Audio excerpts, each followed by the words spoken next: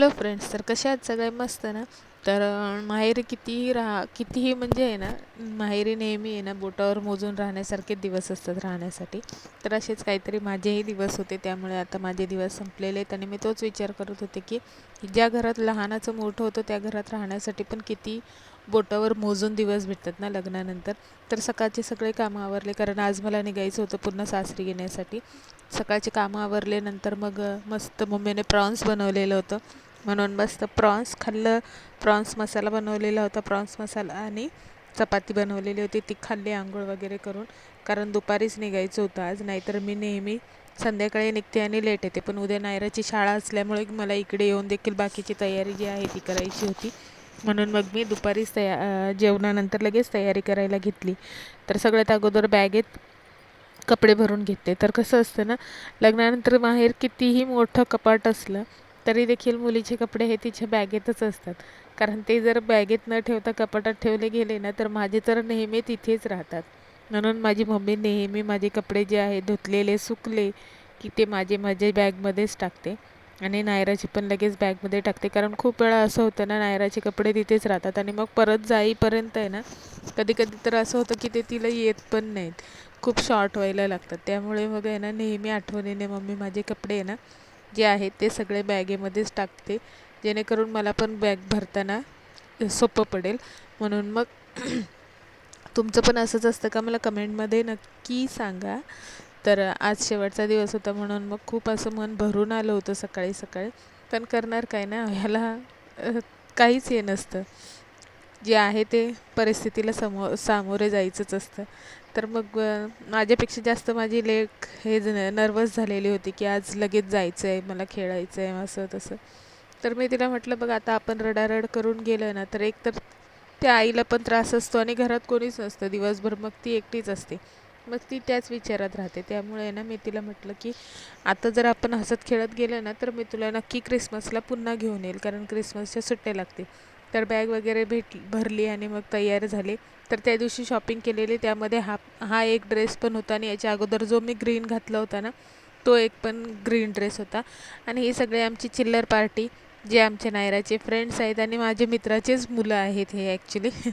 तर ह्यांची मस्त अशी मस्ती चालली होती. मी बॅग वगैरे भरून तिथे आले बाहेर, तर ते एकमेकांना सोडतच नव्हते. म्हणून मग मी म्हटलं, चला तुमचे फोटो व्हिडिओ थोडेसे घेऊया. तर मस्त असे पोज देत होते, त्यांची मस्त मस्ती चालली होती. आणि आज मला सोडायला येणार होते पप्पा. मी पप्पांना खूप हट्ट केला होता की नको नको, तुम्ही नका येऊ, कारण 1 तासाच्या वर जातं. जेव्हा मी ओला करून जाते ना, तेव्हा ओलालाच 1 ते 1.5 तास जातो माझा. त्यामुळे मी म्हटलं नका येऊ, पण पप्पा ऐकायला तयारच नव्हते. पप्पा म्हटले की नाही, ह्या वेळेस मी नक्की सोडायला येणार. तर मग आईला म्हटलं तू नको येऊ, म्हणून आई तिथेच थांबली आणि मग पप्पा निघाले होते. तर पप्पांना कमीत कमी 2 ते 3 तास आहे ना आमच्यामध्ये असेच जाणार होते, म्हणून मी नको नको बोलत होते, पण नाही ऐकलं. मग आईला शेवटी बाय केलं आणि निघालो रिक्षाने. तर पप्पांना रस्ता माहिती आहे ह्या विचाराने मी अगोदर विचार केला, पण पप्पा ब्रिज चढत नव्हते. म्हणून मी पप्पांना म्हटलं की पप्पा, ब्रिजवरून गेलो तर आपण लवकर पोचू. म्हणून मी पप्पांना तसं सांगितलं, पण मला हे नव्हतं माहिती की त्यांना ब्रिजवरून रस्ते नाही माहिती नाही आहेत. ब्रिजच्या खालून जे आहे ती त्यांना इकडचे रस्ते माहिती आहेत, कारण ब्रिजवरून जे रस्ते होतात ते नवीन होतात. म्हणून आम्ही ब्रिजच्या खालून चाललेलो होतो. मग मी सांगितल्यामुळे ब्रिजवरून आलो आणि आम्ही रस्ता चुकलो आणि भलतीकडेच गेलो. तर मला तर काही इथलं जास्त काहीच माहिती नाही आहे, म्हणजे मी चुकली ना तर मी नक्कीच कुठेतरी हरवेल असं होईल. म्हणून मग मी नायराच्या पप्पांना फोन केला. ॲक्च्युली आम्ही जवळ आल्यानंतर, वाशीला आल्यानंतर हरवलं होतो. मग तिच्या पप्पांना, नायराच्या पप्पांना फोन केला. मग मी फोन चालूच ठेवला. त्यांनी जोपर्यंत मी घराच्या जवळपास येत नाही तोपर्यंत मग त्यांनी मला तिथून इथे, इथून तिथे असं सांगत सांगत मग आम्ही आमच्या ज्या घराजवळ आलो, तेव्हा मग मी फोन ठेवला. तर त्यांनी मला पूर्ण रस्ताभर सांगितलं. तर बघा, पप्पांनी मग नंतर मला सोडलं आणि पप्पा निघाले होते घरी जायला रिटर्न. पण पहिलाच टर्न पप्पांनी रॉंग घेतला. म्हटल्यानंतर मग मला टेन्शन आलं की अगोदर तरी मी नायराच्या पप्पांना फोन केला तर रस्ता दाखवायला नायराचे पप्पा होते, आता पप्पांना कोण सांगणार, आणि हरवले आणि इथेच फिरत राहिले. तर म्हणून मग नायराचे पप्पा म्हटले की आपण एक काम करूया, तुम्ही दोघे रिक्षात बसा आणि माझ्या गाडीच्या मागे मागे या, म्हणजे मग पप्पांना थोडंसं तुर्बेच्या पुढेपर्यंत बाहेर हे करूया आणि मग तिथून पुढे पप्पांना रस्ता माहिती आहे. म्हणून मग आम्ही तसं करायला गेलो. तर आम्ही पुन्हा एकदा हरवलो आणि मग आमचे भांडणं झाले आणि त्यानंतर मग आम्ही पप्पांना फायनली IKEA मॉलपर्यंत सोडलं आणि तिथून पुढे मग आम्ही रिटर्न आलो गाडीमधून. तर तिथून पुढे पप्पा गेले होते आणि ही माझी लेक कंटिन्यू रडत होती. कंटिन्यू तिला आईची आठवण येत होती म्हणून ती रडत होती. मग घरी येऊन तिला कसंबसंच थोडंसं समजावून तिला पण शांत केलं. जी काही माझी जिम्मेदारी होती आल्यानंतर ती पूर्ण केली. शाळेत जायची तयारी केली.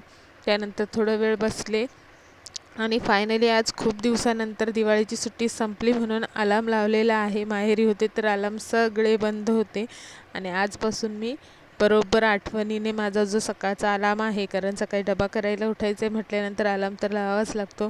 तर मस्त असं मग मी अलार्म लावलेला आहे आणि माझी लेक पण झोपली आणि आता चला मी पण झोपते. तर तुम्हाला माझे व्हिडिओ कसे वाटतात नक्की कमेंटमध्ये सांगा. एकदा तरी मला कमेंट करून नक्की सांगा आणि तुम्ही माझे व्हिडिओ कुठून बघताय हे मला नक्की कमेंटमध्ये सांगा, म्हणजे मला पण कळेल. मी तर नवी मुंबईमधून तुम्हाला व्हिडिओ केलेला आहे, सेंड केलेला आहे, पण माझे व्हिडिओ कुठपर्यंत पोचत आहेत हे देखील मला कळणं खूप जरुरी आहे. भेटूया, बाय बाय. तर मला देखील तुम्ही माझे व्हिडिओ कुठून बघताय हे कळणं गरजेचं आहे. माझे व्हिडिओ नक्की कुठपर्यंत पोचत आहेत, मला कुठून प्रेम भेटतं आहे हे पण मला कळणं खूप महत्त्वाचं आहे.